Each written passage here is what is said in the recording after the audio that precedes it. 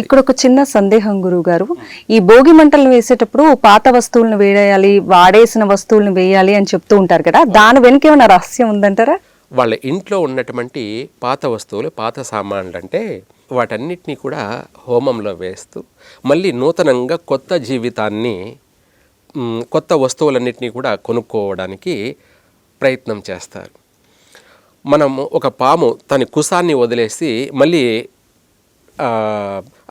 నూతన కుసానికి ప్రిపేర్ అయినట్టుగా మన ఇంట్లో ఉన్నటువంటి పాత వస్తువులన్నిటినీ కూడా హోమంలో వేసి, అలాగే మళ్ళీ నూతనమైనటువంటి వస్తువులన్నిటినీ కూడా ఈ సంక్రాంతి పండుగ, భోగి పండుగ ఆ దినాలలోనే చాలామంది కూడా కొత్త కొత్త వస్తువులన్నీ కూడా కొనుక్కుంటూ ఉంటారు.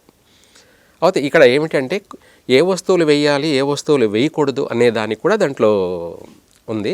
కాకపోతే చాలామంది అందులో చీపుర్లు, చాటలు ఇవి కూడా వేస్తారు. అవి వేయకూడదు హోమంలో.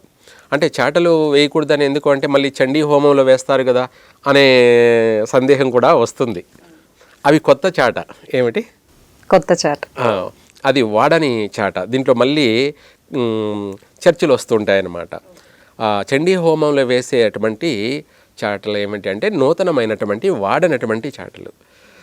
ఇక్కడ మనము హోమం అనేది పవిత్రమైనటువంటి ఒక భోగి మంట. ఈ భోగి మంటలో మనము చీపుర్లు, చాటలు తప్ప, వస్త్రాలు తప్ప మిగతా ఏవైనా కూడా వేయచ్చు. ఇంకా కొంతమంది చెప్పులుగా వేస్తూ ఉంటారు. ఇవన్నీ కొన్ని అపరాధం. ఏమిటి అపరాధం? అపరాధం అంటే దోషము.